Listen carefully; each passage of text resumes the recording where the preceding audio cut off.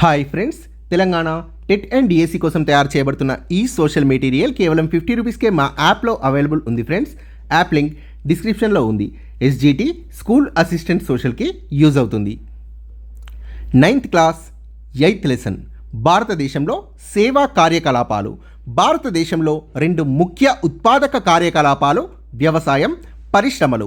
సేవా కార్యకలాపాలనేవి అభివృద్ధికి తోడ్పడే ఒక ప్రధాన రంగం.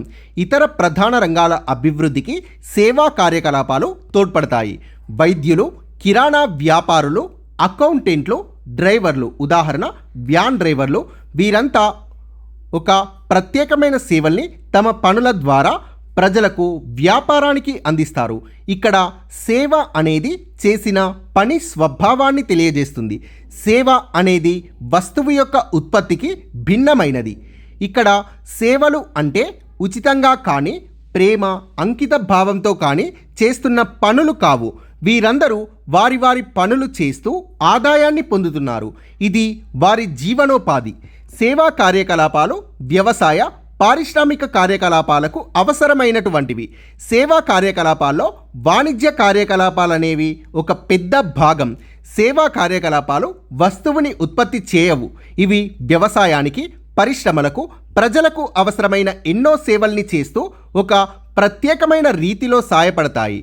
బ్యాంకులు ప్రజలకు, వ్యాపార సంస్థలకు విత్త సంబంధమైన సేవా కార్యకలాపాల్ని అందిస్తాయి, అంటే ద్రవ్య సంబంధమైనవి. సేవలు అందించే కోవకి చెందినవి సెల్ ఫోన్, ఇంటర్నెట్, ఇతర టెలికమ్యూనికేషన్ వంటివి. సేవారంగం ప్రాముఖ్యత, కొన్ని సవాళ్ళు. భారతదేశంలో ఉద్యోగాలు చేసేవారిలో 1/4 వంతు సేవా కార్యకలాపాలే కలిగి ఉన్నారు. సో ఈ సేవలన్నీ చాలా ఇంపార్టెంట్. ఈ కింది వాటిలో సేవా రంగానికి చెందని వారు ఎవరు అని అడిగే ఛాన్స్ ఉంటుంది. సో ఇవన్నీ ఖచ్చితంగా గుర్తుపెట్టుకోండి. వివిధ రకాల సేవలు. విద్య సంస్థలు, విద్యా సంస్థలు, పాఠశాలలు, కళాశాలలు, విశ్వవిద్యాలయాలు, సాంకేతిక విద్యా సంస్థలు ఈ కోవకి చెందుతాయి. ఈ సంస్థల్లో పనిచేస్తున్న ఉపాధ్యాయులు, పరిపాలనా సిబ్బంది విద్యారంగానికి సంబంధించిన సేవలు అందిస్తారు. ఆరోగ్య, వైద్య సేవలు. ప్రభుత్వ, ప్రైవేట్ వైద్యశాలల్లో వైద్యులు, నర్సులు, ఇతర సిబ్బంది అందించే ఆరోగ్య సేవలు. వర్తకం, హోల్సేల్ అంటే టోకు, రిటైల్ అంటే చిల్లర వర్తకులు వస్తువుల్ని అమ్మడం ద్వారా అందించే వాణిజ్య సేవలు. ప్రభుత్వ పరిపాలన, గ్రామీణ, నగర పంచాయతీలు, రాష్ట్ర, కేంద్ర ప్రభుత్వాల ద్వారా అందించబడే సేవలు ఈ వర్గానికి చెందుతాయి. ఉదాహరణ, పోలీస్ స్టేషన్లో పనిచేసే వివిధ వ్యక్తులు మరియు వివిధ ప్రభుత్వ విభాగాల్లో పనిచేస్తున్న వ్యక్తులు. రక్షణ రంగం, త్రివిధ దళాలకు చెందిన సైనిక, నావిక, వైమానిక దళాల్లో పనిచేసే వ్యక్తులు, వారి కార్యకలాపాలు ఈ రంగానికి చెందుతాయి. విత్త కార్యకలాపాలు, బ్యాంకులు, బీమా సంస్థలు, స్టాక్ మార్కెట్లు మొదలైన సంస్థలు అందించే సేవలు. వ్యక్తిగత సేవలు, ఇళ్లలో పనిచేసేవారు, బట్టలు ఉతికేవారు, శుభ్రపరిచేవారు, అద్దకం సేవలు, క్షురకులు, బ్యూటీ పార్లర్ నడిపేవారు, టైలరింగ్ పనివారు, ఫోటో, వీడియో స్టూడియో వారు అందించే సేవలు. ఇతర రకాల కార్యకలాపాలు, వినోదం, సమాచార సాంకేతిక పరిశ్రమలు, చిత్ర నిర్మాణం, టీవీ సీరియళ్లలో పనిచేసేవారు, వార్తాపత్రికలు, టీవీ ఛానళ్లలో, వాణిజ్య ప్రకటన సంస్థలు, మీడియాలో పనిచేసేవారి సేవలు. సాంకేతిక పరిజ్ఞానంలో మార్పులు, సేవల ఎగుమతులు. సాంకేతిక పరిజ్ఞానంలో నిరంతర మార్పు సేవా రంగాన్ని ముందుకి నడిపిస్తుంది. 1990ల ప్రథమార్థంలో సమాచార సాంకేతిక పరిజ్ఞానంలో బృహత్తరమైన మార్పులు చోటు చేసుకున్నాయి. వ్యాపార నిర్వహణలో పొరుగు సేవల ద్వారా, అంటే బిజినెస్ ప్రాసెస్ అవుట్సోర్సింగ్ ద్వారా కొత్త తరహా ఉద్యోగ అవకాశాలని నిరుద్యోగ యువతకు కల్పిస్తుంది. వ్యాపారం కల్పిస్తుంది ఈ విధమైన అవకాశాలని. టెలికమ్యూనికేషన్ల అనుసంధానాన్ని ఉపయోగించుకొని BPO అంటే బిజినెస్ ప్రాసెసింగ్ అవుట్సోర్సింగ్ ఉద్యోగులు తామున్న చోటి నుండి ప్రపంచంలో ఎక్కడ ఉన్నవారికైనా తమ సేవల్ని అందిస్తున్నారు. ప్రధాన నగరాల్లో స్థాపించబడిన ఎన్నో IT సంస్థలు అత్యంత నిపుణులైన ఇంజనీర్లకి ఉద్యోగాల్ని కల్పించి ప్రత్యేకమైన సాఫ్ట్వేర్ సేవల్ని ప్రపంచవ్యాప్తంగా ఉన్న సంస్థలకి అందిస్తున్నాయి. వారికి ఇతర దేశాల నుండి ప్రాజెక్టులు వస్తాయి. వ్యవస్థలో నూతన రూపాలు, పొరుగు సేవలు అంటే అవుట్సోర్సింగ్. కొన్ని సంవత్సరాల క్రితం వరకు ఏదైనా సంస్థ భద్రతా సిబ్బందిని నియమించుకొని వాళ్ళ జీతాల్ని సంస్థలోని జీతాల పట్టి లేదా పేరోల్ నుండి చెల్లించేవారు. కానీ ఈ రోజుల్లో ఖర్చుని తగ్గించుకోవడానికి ఆరోగ్యం, పెన్షన్, భవిష్య నిధి వంటి ప్రయోజనాల్ని కార్మికులకు కల్పించకుండా చాలా సంఖ్యలో పరిశ్రమలు పొరుగు సేవల నుండి భద్రతా సేవల్ని పొందుతున్నాయి. అనేక వస్తు తయారీ సంస్థలు అవుట్సోర్సింగ్ ద్వారా పొందుతున్నవి సేవలు. పరిశోధన, అభివృద్ధి, ఖాతాల నిర్వహణ, న్యాయ సేవలు, వినియోగదారుల సేవలు, ప్రజ్ఞా సంబంధాలకు సంబంధించిన సేవలు మరియు ఇతర పనులు, వీటన్నింటినీ అనేక వస్తు తయారీ సంస్థలు అవుట్సోర్సింగ్ ద్వారా పొందుతున్నాయి. ఉపాధి అవకాశాల కొరత, తక్కువ ఆదాయాన్నిచ్చే సేవల్లో ఉపాధులు. అనేక పరిశ్రమలు మూతబడడం వల్ల, ముఖ్యంగా వస్త్ర పరిశ్రమ మూతబడడం, ఇతర పరిశ్రమలు మూతబడడం వల్ల ఆయా ఫ్యాక్టరీల్లో పనిచేస్తున్న వాళ్ళు చిన్న అమ్మకందారులుగా, వాచ్మెన్లుగా తక్కువ ఆదాయ సేవా కార్యకలాపాల వైపు వెళ్ళిపోయారు. ఈ మార్పు పట్టణ ప్రాంతాల్లో నిరుద్యోగితను సృష్టించింది. 1991 నుండి 2010 వరకు కొన్ని ప్రధాన తరగతుల్లో వివిధ సేవా కార్యకలాపాల్లో పనిచేసే వారి సంఖ్య లక్షల్లో ఉంది. సేవారంగ కార్యకలాపాలు, ప్రభుత్వ ఉద్యోగాలు, ప్రైవేట్ ఉద్యోగాలు. సో 1991 నుండి 2010 వరకు వచ్చిన మార్పు సేవారంగ కార్యకలాపాల్లో. టోకు వర్తకం, చిల్లర వర్తకం 1991లో 1.5 లక్షల నుండి 2010కి వచ్చేసరికి 1.7 లక్షలకి పెరిగింది. 1991లో ప్రైవేట్ ఉద్యోగాల్లో 3 లక్షల నుండి 2010కి 5.1 లక్షలకి పెరిగింది.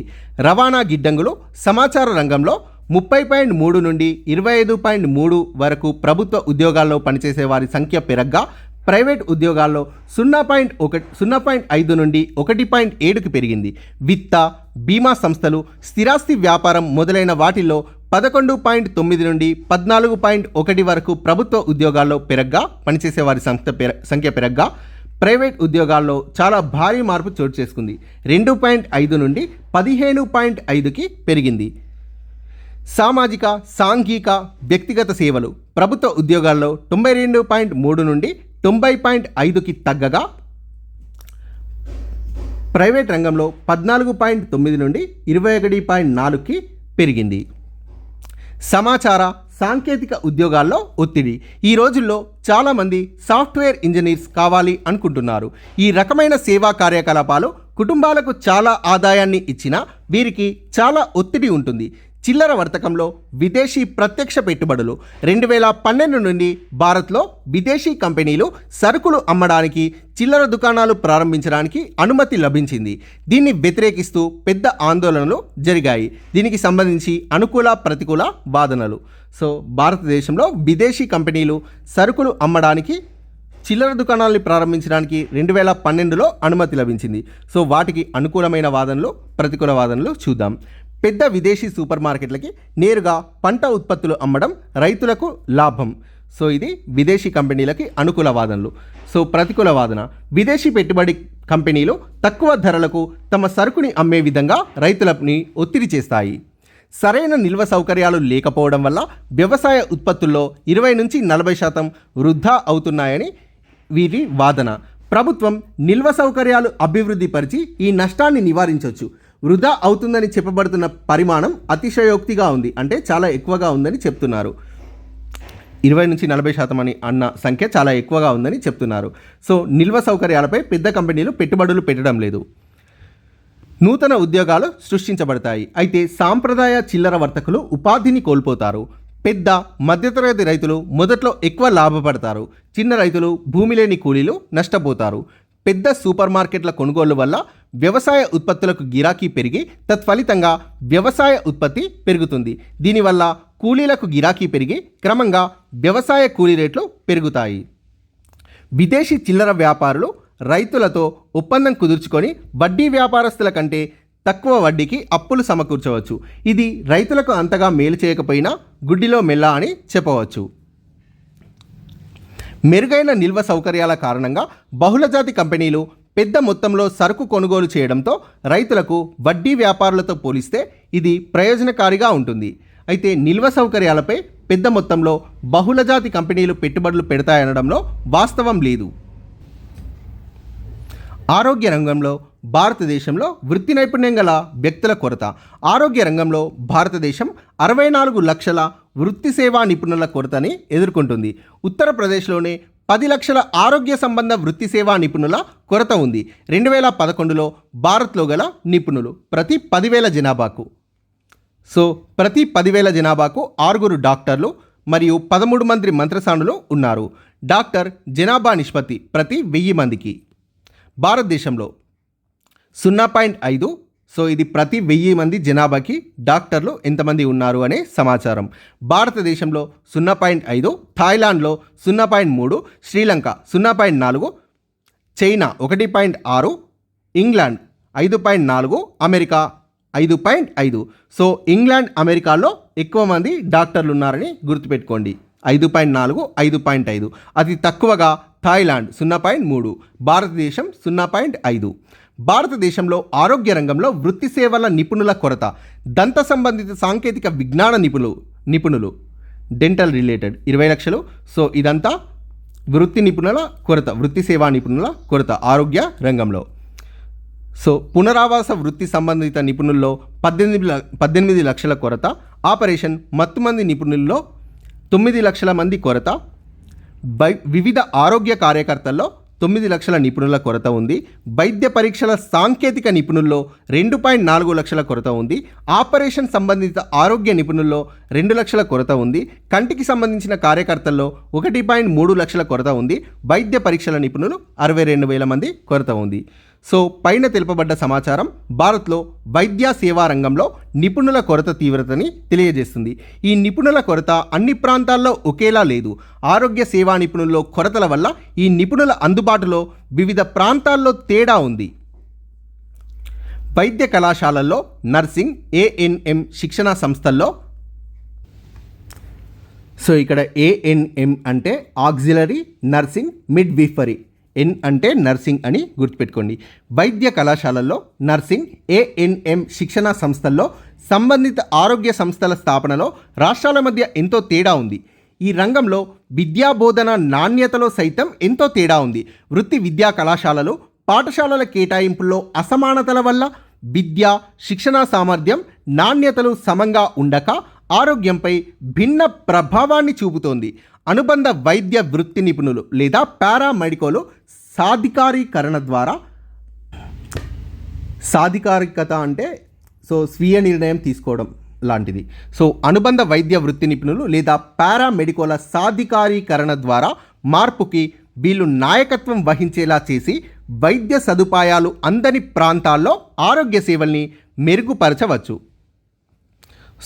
భారతదేశం సాఫ్ట్వేర్ టెక్నాలజీ పార్కులు ఎక్కడెక్కడ ఉన్నాయనేది.